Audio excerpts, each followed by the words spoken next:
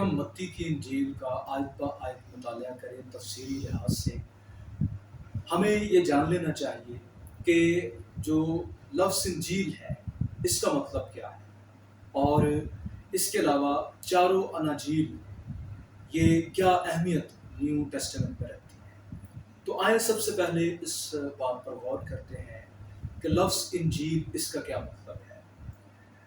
جو اناجیل ہیں یہ ادبی لحاظ سے ایسا لٹریچر ہے جو بہت یونیک ہے، یکتا ہے۔ ایسا لٹریچر پہلے موجود نہیں تھا ادبی لحاظ سے، نہ ہی یہ بایوگرافیز ہیں، نہ ہی یہ آٹو بایوگرافیز، کیونکہ خداوند یسوع نے کوئی کتاب نہیں لکھی۔ اور جب ہم ان پر غور کرتے ہیں تو یہ نیوز ہے، خبر ہے، یہ نیوز بلیٹن ہے۔ اب یہ نیوز کس کے بارے میں ہے؟ یہ نیوز ایک شخص کے بارے میں ہے جس کا نام یسوع ہے۔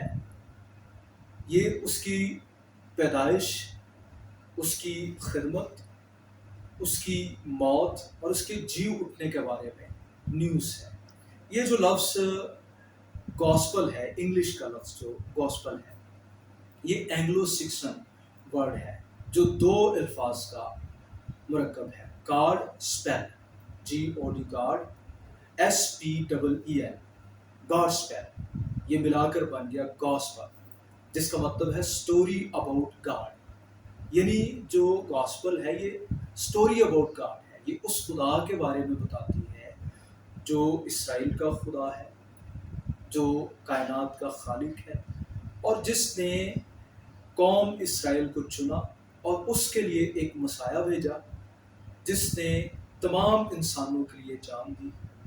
یہ اس خدا کے بارے میں سٹوری ہے جس نے مسیح کو بھیجنے کے وسیلے سے جو کام انسان کی پیدائش اور دنیا کی پیدائش سے شروع کیا تھا، اس کو مسیح کی پیدائش، اس کی زندگی اور اس کے موت کے وسیلے سے کلائمیکس پر پہنچا دیا۔ نہ صرف کلائمیکس پر اس کام کو پہنچایا، بلکہ اس کام کی نیو بگننگ بھی ہوئی، اور اس کام کی کمپلیشن خداوند یسوع مسیح کے دوبارہ آنے سے ہوئی۔ تو یہ ہمیں جو سٹوری اباؤٹ گاڈ گاسپل ہے، یہ بالکل ڈفرینٹ ورلڈ ویو میں لے جاتی ہے۔ مختلف ورلڈ ویوز ہیں، ایک سائنٹیفک ورلڈ ویو ہے، ایک فلسافیکل ورلڈ ویو ہے، لیکن بائبل کو پڑھنے والا، گاسپل کو پڑھنے والا، وہ جو ببلیکل ورلڈ ویو ہے اس پر ایمان رکھتا ہے جس میں سٹوری اباؤٹ گاڈ ہے۔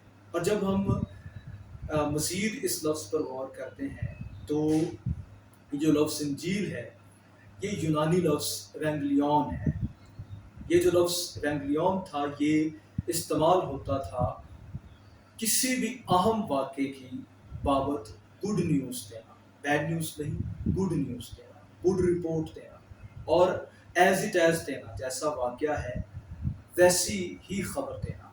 تو جو ایونجلسٹ ہیں، جو اناجیل کو تحریر کرنے والے ہیں، انہوں نے ایسا ہی کیا ہے۔ تو اناجیل یہ خداوند یسوع کی سوانح بھی نہیں ہے۔ کیسے میں یہ کہہ سکتا ہوں؟ اگر آپ یوحنا کی انجیل 20واں باب اور اس کی 30ویں آیت پڑھیں تو اس میں آپ کو ملے گا، یوحنا کہتا ہے کہ میں نے مسیح خداوند کے سارے معجزات بیان نہیں کیے۔ اگر میں اس کے تمام کاموں کا بیان کرتا تو دنیا میں کتابیں رکھنے کی جگہ نہ رہتی، لیکن میں نے خاص کانٹینٹ اس لیے لیا ہے تاکہ میں یہ ثابت کر سکوں اور تمہیں بتا سکوں کہ وہی خدا کا بیٹا ہے۔ اور یہ ثابت کرنے کا مقصد کیا ہے؟ تاکہ تم ایمان لاؤ اور ابدی زندگی حاصل کرو۔ وہ اپنا مقصد واضح کر دیتا ہے۔ جب آپ اناجیل کو پڑھتے ہیں تو اس میں مسیح خداوند کی زندگی ساری آپ کو پوری تفصیل کے ساتھ نہیں ملے گی، اور یہاں تک کہ کارنولوجیکل آرڈر کے ساتھ بھی نہیں ملے گی۔ اگر مسیح خداوند کے بچپن کی بات کریں تو اس کے بچپن کے حوالے سے ایک ہی واقعہ ہم کو لوکا کی انجیل میں ملتا ہے جب وہ 12 برس کا تھا۔ اس کے بعد ہمیں یسوع کی خدمت کا بیان ملتا ہے، اور یسوع کی زندگی جو خدمت کے حوالے سے ہے، اس کی زندگی کے آخری 3 سالوں کے بارے میں ہی اناجیل ہمیں بتاتی ہے۔ اناجیل کا جو مقصد ہے وہ تھیولوجیکل، پاسٹورل اور اپولوجیٹک کا ہے۔ ایک لفظ استعمال کیا جاتا ہے اناجیل متواف کا۔ اناجیل متوافقہ کا متی، مرکس اور لوکا کو کہا جاتا ہے، اس میں یوحنا کی انجیل شامل نہیں، یعنی سناپٹک۔ سناپٹک جو لفظ ہے اس کو اردو میں اناجیل متوافقہ کہتے ہیں۔ سناپٹک جو لفظ ہے یہ ایک جرمن اسکالر تھا، جے گریسپیچ، اس نے اس لفظ کو پہلی مرتبہ استعمال کیا۔ اس نے دیکھا جب ان اناجیل کو تو اس نے ان کو سناپٹک کہا۔ یہ گریک ورڈ ہے سناپٹک، دو الفاظ سے مل کر بنا ہے، سن اور آپٹک۔ سن کا مطلب ہوتا ہے ٹوگیدر اور آپٹک کا مطلب ہوتا ہے سی، تو سناپٹک کا مطلب ہے سی ٹوگیدر، متی، مرکس اور لوکا کی انجیل۔ اناجیل متوافقہ یعنی متی، مرکس اور لوکا کی انجیل یہ خداوند یسوع کی گلیلی خدمت کا بیان ہے، جو جنوب میں جو شمال میں اس نے کی، اور جو یوحنا کی انجیل ہے یہ زیادہ تر یہودیہ میں خدمت کا بیان ہے جو اس نے جنوب میں کی تھی۔ اناجیل متوافقہ یعنی متی، مرکس اور لوکا میں آپ بہت ساری خداوند یسوع کی تماثیل کو دیکھتے ہیں۔ 13ویں باب میں متی کی انجیل یہ آپ بہت ساری تماثیل کو پڑھتے ہیں، جبکہ یوحنا کی انجیل میں آپ کو ایک بھی تمثیل نہیں ملے گی۔ یوحنا کی انجیل میں محض 2 واقعات ہیں جو اناجیل متوافقہ سے ملتے جلتے ہیں، یسوع کا پانی پر چلنا اور 5000 کو کھانا کھلانا۔ تو یہ ہے لفظ انجیل کا مطلب اور چاروں اناجیل کا تعارف۔ اب سوال یہ اٹھتا ہے کہ یہ ایک ہی شخص کے بارے میں 4 اناجیل ہمیں کیوں دی گئی؟ آپ غور کریں کہ ہمارے پاس جو لٹریچر ہے بائبل کا اس میں بہت ساری اصناف موجود ہیں، تو ایک شخص کے بارے میں ایک ہی کتاب ہمارے پاس موجود ہے، لیکن خداوند یسوع مسیح کے بارے میں 4 ہمیں جو اناجیل ہے دی گئی۔ اب بائبل ایک ایسی کتاب ہے جس میں ڈائیورسٹی بھی پائی جاتی ہے اور یونٹی بھی پائی جاتی ہے۔ یہ جو تمام 4 اناجیل ہیں ان کا پیغام ایک ہی شخص کے بارے میں ہے، لیکن اس کے باوجود ان میں ڈائیورسٹی موجود ہے۔ ہر ایونجلسٹ نے، ہر رائٹر نے اپنے خاص مقصد، نقطہ نظر کے تحت ان کو رقم کیا ہے۔ ابتدائی کلیسیا کا ایک بزرگ تھا ترتلیان، اس نے کیا کیا؟ دیکھیں، اگر ہمارے پاس 4 کے بجائے ایک انجیل ہی ہوتی تو وہ زیادہ آسان نہ ہوتا، ہم کنفیوز نہ ہوتے۔ کئی بار لوگ ہو جاتے ہیں کہ جی 4 اناجیل کیوں؟ تو شاید ایسی ہی بات ترتلیان کے ذہن میں آئی ہو۔ اس نے کیا کیا کہ اس نے 4 اناجیل کو ملا کر ایک کتاب لکھی، لیکن اس کا ہمیں کوئی خاص فائدہ نہیں ہوا۔ ایسا ہونا بھی نہیں چاہیے، کیونکہ جو اناجیل کے مصنف ہیں ان کا خاص مقصد وہ فوت ہو جاتا ہے، یعنی ختم ہو جاتا ہے جب ہم ان کو ہر واقعے کو 4 اناجیل میں دیکھنے کی کوشش کرتے ہیں۔ کئی بار ایسا ہوتا ہے، مثال کے طور پر آپ ایک واقعہ دیکھتے ہیں جو جو 5000 کو کھانا کھلانا ہے، یہ ایسا واقعہ ہے جو 4 اناجیل میں بیان کیا گیا ہے۔ جب آپ مرکس کو دیکھتے ہیں تو مرکس نے مختلف مقصد کے تحت اس واقعے کو بیان کیا ہے، متی نے مختلف مقصد کے تحت، مرکس نے یسوع کی قدرت کو دکھایا ہے، جبکہ متی نے اس کے بادشاہ ہونے کو پیش کیا ہے، وہ اس مقصد کے تحت اس واقعے کو لکھتا ہے۔ لوکا اور طریقے سے لکھتا ہے، یوحنا اور طریقے سے لکھتا ہے۔ تو کوئی بھی واقعہ جب آپ پڑھتے ہیں تو سب سے پہلے اس کے پرٹیکولر کانٹیکسٹ میں اس کو دیکھیں، پھر آپ دوسری اناجیل میں بھی اس کو دیکھ سکتے ہیں۔ اب ہم دیکھتے ہیں متی کی انجیل کا تعارف۔ متی کی انجیل ابتدائی کلیسیا میں سب سے زیادہ پڑھی جانے والی انجیل تھی۔ اس کی وجہ یہ ہے کہ متی کی انجیل میں پہاڑی واز موجود تھا، پہاڑی واز کو بہت زیادہ پڑھا جاتا تھا، اور ابتدائی بزرگوں نے جب اپنی کتابیں لکھی تو انہوں نے بڑی کثرت کے ساتھ متی کی انجیل میں سے پہاڑی واز کے خاص طور پر حصہ جات ان کے اقتباسات ہمیں دیے۔ اس کا مصنف جو ہے وہ متی ہے۔ متی لاوی نے اس کو تحریر کیا۔ متی اپنی انجیل میں جو اپنا تعارف دیتا ہے وہ دیتا ہے متی محصول لینے والا، اور یہ بات کہ متی محصول لینے والا ہے ہمیں متی سے ہی پتہ چلتی ہے۔ لوکا اسے متی لاوی لکھتا ہے، باقی جو اناجیل کے مصنفین ہیں اسے متی لاوی لکھتے ہیں، لیکن یہ خود اس نے بتایا کہ میں بھائی محصول لینے والا تھا۔ یہ اس کی حلیمی کو پیش کرتا ہے، وہ اپنے ماضی کو نہ بھولا ہے اور نہ سے چھپانا چاہتا ہے۔ وہ بتانا چاہتا ہے کہ مجھ جیسے محصول لینے والے کو خداوند یسوع نے دیکھو آج کیا بنا دیا، میں ایک رسول ہوں اور میں ایک انجیل کا رائٹر بن چکا ہوں۔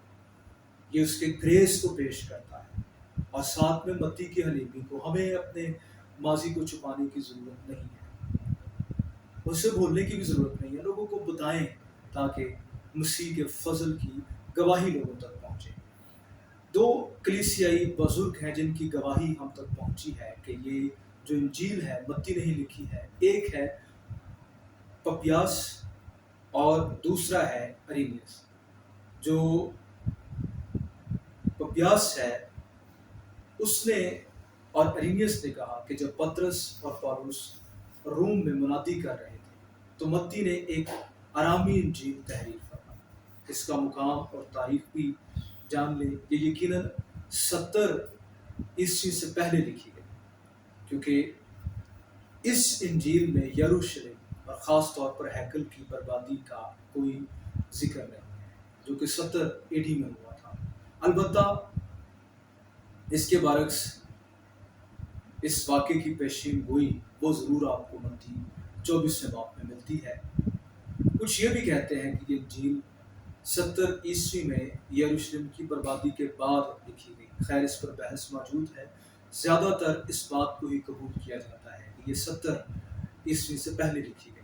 یہ تقریباً 60 اور 70 کے درمیانی عرصے میں لکھی گئی۔ جو تصنیف کا مقصد ہے وہ بشارتی اور پاسبانی ہے۔ بشارتی اس مقصد سے کہ یہودیوں کو قائل کیا جائے کہ یسوع ہی مسیح ہے، وہی بادشاہ ہے، وہی وہ ہے جس کے بارے میں عبادت خانوں میں تم سنتے رہے کہ مسیح آنے والا ہے۔ پھر اس کا مقصد پاسبانی ہے۔ پاسبانی مقصد کیسے ہے کہ اس میں ایمانداروں تک مسیح کی تعلیمات کو پہنچایا گیا ہے کہ بادشاہی کیا ہے اور کیسے بادشاہ کی بادشاہی میں زندگی بسر کی جائے۔ یہ واحد انجیل ہے جس میں لفظ کلیسیا استعمال ہوا ہے۔ آگے دیکھتے ہیں متی کی انجیل کی خصوصیات۔ پہلی اس کی جو خاصیت ہے وہ یہ ہے کہ یہ یسوع کو بطور بادشاہ پیش کرتی ہے۔ تو یہ بادشاہ کی انجیل ہے۔ جو متی ہے وہ یسوع کو بادشاہ ظاہر کرتا اور ثابت کرتا ہے۔ اس نے اس مقصد کے تحت اس انجیل کو لکھا ہے۔ یہ آپ اپنے ذہن میں رکھیں، جب بھی آپ اس انجیل کو پڑھیں تو آپ نے یہ مقصد ذہن میں رکھنا ہے کہ متی نے یہ انجیل اس مقصد کے تحت لکھی ہے۔ پھر آپ اس کے ٹیکسٹ کو اچھے طریقے سے سمجھ پائیں کہ ابن داؤد جو ہے وہی آسمان کی بادشاہت کا بادشاہ ہے۔ پورے نئے عہد نامے میں یہ جو لفظ بادشاہی ہے یہ تقریباً 110 مرتبہ استعمال ہوا ہے۔ محض متی کی انجیل میں ہی 53 مرتبہ آپ اندازہ کریں یہ لفظ استعمال ہوا ہے۔ تو اس سے ہمیں جب بھی آپ کسی کتاب کو پڑھتے ہیں اس کے مرکزی پیغام سینٹرل تھیم کو پکڑنے کا طریقہ میں آپ کو بتاتا ہوں۔ جس لفظ کو بار بار، جس تھیم کو بار بار ریپیٹڈلی مصنف استعمال کرے، آپ سمجھ لیں کہ وہی اس کا تھیم ہے، یہی وہ ہم تک پہنچانا چاہتا ہے۔ تو متی نے جو لفظ بادشاہی ہے اس کو بار بار استعمال کیا ہے، جس سے ہم یہ آسانی کے ساتھ اندازہ لگا سکتے ہیں کہ اس کی انجیل کا جو موضوع ہے وہ بادشاہ اور اس کی بادشاہی ہے۔ اور متی کی انجیل وہ یسوع کے شاہی ہونے کے حق پر زور دیتی ہے۔ پرانے عہد نامے میں تقریباً 456 کے قریب پیشین گوئیاں کی گئی ہیں جو بادشاہ ہونے کے متعلق یا مسیح ہونے کے متعلق ہیں۔ جیسے کہ وہ بیت لحم میں پیدا ہوگا، وہ یسی کے گھرانے سے پیدا ہوگا، وہ مصر کو جائے گا۔ ان سب کی تکمیل کا متی نے قصداً ذکر کیا تاکہ ہم پہچان پائیں کہ بھائی یہی وہ مسیح ہے جس کے بارے میں پیشین گوئی کی گئی تھی۔ اور خاص طور پر یہودی لوگ جو اولڈ ٹیسٹمنٹ کو مانتے تھے اور جو مسیح کا بہت دیر سے ویٹ کر رہے تھے، ان کو وہ سمجھانا چاہتا ہے بھائی مان جاؤ، یہی وہ تمہارا مسیح ہے۔ اس کی زندگی، خدمت میں، موت میں، جی اٹھنے میں، یہ ساری پیشین گوئیاں ان کی تکمیل ہو رہی ہیں۔ یہ نبوتوں کی تکمیل مسیح میں ہے، مسیح نبوتوں کی تکمیل ہے، وہ یہ بتانا چاہتا ہے۔ اور وہ اس قدر اپنی اسٹرینتھ لگا دیتا ہے مسیح کو مسیح ثابت کرنے میں کہ وہ کوئی کسر باقی نہیں چھوڑتا۔ وہ خداوند یسوع کے اندازہ کریں زندگی کے آخری 24 گھنٹوں کے بارے میں جو نبوتیں کی گئی، 29 نبوتوں میں سے وہ 19 پیشین گوئیوں کا بیان کر دیتا ہے، اور 20 سے زیادہ مرتبہ وہ مسیح کے آخری 24 گھنٹوں میں اس کو مسیح ثابت کرنے کے لیے وہ مختلف ریفرنسز دیتا ہے۔ تو متی کی انجیل کا جو موضوع ہے وہ ہے یسوع مسیح مسیح۔ اس کا ایک اور بھی موضوع ہے، اس کا موضوع نہ صرف یہ ہے کہ یسوع مسیح مسیح ہے بلکہ مسیح کا رد کیا جانا۔ خداوند یسوع مسیح کی پیدائش سے لے کر اس کی مصلوبیت تک آپ بار بار فریسیوں کو خداوند یسوع کی مخالفت کرتے ہوئے دیکھیں۔ آپ ایوری ادر چیپٹر کے اندر جو فریسی ہیں ان کو دیکھ پائیں گے۔ تو خداوند یسوع مسیح کی بھرپور مخالفت، اس کی خدمت کی، اس کو مسیح کے طور پر رد کیا گیا، یہ بھی ہمیں متی بتاتا ہے۔ لیکن ایک اور بھی تھیم ہے جو بادشاہ کے حوالے سے ہی متی ہمیں بتاتا ہے کہ یسوع نہ صرف مسیح ہے، نہ صرف وہ رد کیا مسیح ہے، بلکہ یسوع ہی وہ بادشاہ ہے جو جلال کے ساتھ واپس آئے گا۔ وہ جلالی بادشاہ ہے، وہ ایک دن بادلوں پر آئے گا اور اپنے دشمنوں کا انصاف کرے گا۔ متی 24 جس میں مسیح خداوند کی دوسری آمد کے بارے میں ہمیں تعلیمات ملتی ہیں۔ بڑا اہم چیپٹر ہے، پورے نئے عہد نامے میں یونیک چیپٹر ہے۔ اتنی تفصیل مسیح خداوند کی آمد کی آپ کو کسی اور چیپٹر میں نہیں ملے گی، لیکن اس کے ساتھ ساتھ وہ سمجھنے میں مشکل بھی ہے۔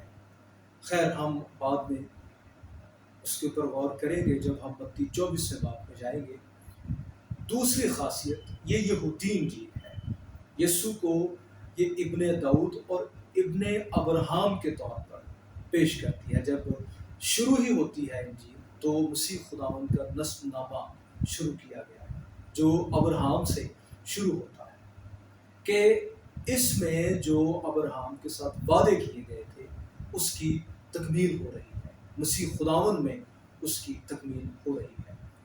متی کی انجیل میں جو متی ہے وہ آسمان کی بادشاہی لفظ استعمال کرتا ہے، اور یہ جو آسمان کی بادشاہی لفظ ہے یہودی خدا کے نام کے لیے متبادل استعمال کیا کرتے تھے، اور اس انجیل میں پھر آپ یہودی رسم و رواج کی تفصیلات نہیں دیکھیں گے۔ کیوں؟ کیونکہ جو متی ہے وہ یہ زیوم کرتا ہے کہ میرے ریڈرز وہ یہودی ہیں اور وہ پہلے سے ہی ان رسومات سے واقف ہیں۔ اور پھر انجیل میں تقریباً 129 کے قریب تقریباً جو پرانے عہد نامے کے اقتباسات ہیں وہ ہمیں ملتے ہیں جو کسی بھی اور انجیل سے زیادہ ہیں۔ یہ اس لیے یہودی انجیل ہے۔ اس کے بعد تیسری بات یہ عالمگیر بشارت کی انجیل ہے۔ یسوع کو سجدہ کرنے کے لیے غیر قوم مجوسی آئے، اور پھر انجیل کے آخر میں آپ ارشاد اعظم کو دیکھتے ہیں کہ جاؤ سب قوموں میں جا کر انجیل کی منادی کرو اور باپ بیٹے روح القدس کے نام سے بپتسمہ دو، شاگرد بناؤ، انہیں میرے حکموں پر عمل کرنے کی تعلیم دو، میں دنیا کے آخرت تک ہمیشہ تمہارے ساتھ رہوں۔ چوتھی بات یہ تعلیمات کی انجیل ہے۔ اس انجیل کا 80% حصہ جو ہے وہ یسوع کی تعلیم پر مشتمل ہے۔ یسوع کے 5 بڑے پیغامات میں اس انجیل کو تقسیم کیا گیا ہے۔ یہ اس انجیل کی آؤٹ لائن ہے۔ جب آپ پہاڑی واز کو پڑھتے ہیں، متی 5 سے لے کر 7ویں باب تک، اور اس کے بعد شاگردوں کو بھیجے جانے کا واز ہے، یہ 10ویں چیپٹر میں ہے۔ پھر بادشاہی کے بارے میں تماثیل 13ویں باب میں ہے۔ پھر ایماندار کا بچے کی مانند بننے کا واز 18ویں باب میں ہے۔ پھر زیتونی واز 24ویں اور 25ویں باب میں آپ کو ملے گا۔ ایک بات، اس کے ہر پیغام سرمن کے بعد ایک ویریشن آپ کو دکھائی دے گی، جو بتاتی ہے کہ یہاں پر جو ایک حصہ ہے وہ میرا پورا ہو گیا ہے، آگے میں ایک نئے پیسج کو، نئے حصے کو شروع کرنے والا ہوں۔ وہ کیا ہے؟ جب یسوع نے یہ باتیں ختم کی تو ایسا ہوا۔ یوں متی نے یہ لکھ کر اپنی انجیل کو تقسیم کیا ہے۔ یہ آؤٹ لائن ہے متی کی انجیل کی۔ ہر واز کے بعد آپ کو یہ جملہ ملے گا، جب یسوع نے یہ باتیں ختم کی تو ایسا ہوا۔ آپ چاہے اپنی سیلف اسٹڈی میں اس کو پڑھ کر دیکھ لیجئے گا۔ تو کچھ لوگ ان 5 پیغامات کو شریعت کی 5 کتابوں سے بھی مماثلت دیتے ہیں۔ پھر متی نے یسوع کی تعلیمات کو موضوعات کے مطابق تشکیل دیا ہے، تاکہ کلیسیا کے لیے تعلیم کا کام آسان ہو اور وہ یاد رکھ سکیں۔ جب ابتدائی جو اصل رائٹرز تھے انہوں نے نیو ٹیسٹامنٹ کو لکھا تو اس وقت ان کی رائٹنگ جو ہوتی تھی یونانی کیپٹل ورڈز کے اندر تھی، اسمال لیٹرز کے اندر نہیں تھی، بلکہ کیپٹل ورڈز تھے، اور پھر پیسیجز نہیں تھے۔ وہ لکھتے جاتے بیچ میں وہ چیپٹرز، پیسیجز، یہ سب کچھ نہیں دیتے تھے، کیونکہ اس وقت جو لکھنے کا مٹیریل تھا جس کے اوپر لکھا جاتا تھا وہ بہت نایاب ہوتا تھا۔ جگہ کو سیو کرنے کے لیے، تاکہ تھوڑے مٹیریل کو استعمال کر کے زیادہ کانٹینٹ دیا جا سکے، اسپیس کے بغیر لکھا جاتا۔ تو پھر کیسے پتہ چلتا کہ یہاں پر ایک بات ختم ہو گئی ہے، ایک موضوع ختم ہو گیا ہے، آگے نیا چلنے والا ہے؟ یہ ایسے ہوتا کہ جو رائٹر ہوتا کوئی اشارہ دیتا کہ یہاں پر ایک بات ختم ہو گئی ہے، آگے نئی چلنے والی ہے۔ تو متی نے ہم کو جو اشارہ دیا ہے وہ یہ ہے، جب یسوع نے یہ باتیں ختم کی تو ایسا ہوا۔ اس کے بعد ایک اور جو بات ہے جو میں آپ تک پہنچانا چاہتا ہوں کہ متی نے مسیح خداوند کی دوسری آمد میں خاص دلچسپی دکھائی۔ مسیح خداوند کی دوسری آمد کا ذکر متی کی انجیل میں، اس کے بارے میں تعلیمات آپ کو بہت ملے گی۔ اب میں چند ایک وہ باتیں بتانا چاہتا ہوں جو صرف اور صرف متی کی انجیل میں ہی پائی جاتی ہیں۔ پہلی بات ہے یوسف کا خواب۔ پہلے باب کی 20ویں آیت سے لے کر 24ویں آیت تک آپ کو ملے گا، یہ کسی اور انجیل میں موجود نہیں۔ مجوسیوں کا یسوع کو سجدہ کرنے کے لیے آنا، یہ متی دوسرے باب کی پہلی آیت سے لے کر 12ویں آیت تک آپ کو ملے گا۔ پھر یسوع کا مصر میں جانا، دوسرے باب کی 13ویں آیت سے لے کر 15ویں آیت تک۔ پھر ہیرودیس کا 2 سال کے بچوں کو ہلاک کروا دینا، یہ دوسرے باب کی 16ویں اور 18ویں آیت میں ملے گا۔ پھر یہودا کا پچھتانا، یہ 27ویں باب کی 30ویں آیت سے لے کر 10ویں آیت تک ملے گا۔ پھر پلاطوس کی بیوی کا خواب دیکھنا، یہ 27ویں باب کی 19ویں آیت میں ملے گا آپ کو۔ پھر یسوع کے جی اٹھنے کے وقت مردوں کا جی اٹھنا، یہ آپ کو 27ویں باب کی 56 آیت میں ملے گا۔ پھر 8ویں بات پہرے داروں کی جو حالت ہے، رشوت ان کو دینا، جو کاہن تھے انہوں نے پہرے داروں کو رشوت دی، یہ 28ویں باب کی 11ویں آیت سے لے کر 15ویں آیت۔ پھر ارشاد اعظم مکمل تفصیل کے ساتھ 28ویں باب کی 19ویں اور 20ویں آیت میں آپ کو ملے گا۔ تو یہ ہے متی کی انجیل کا تعارف۔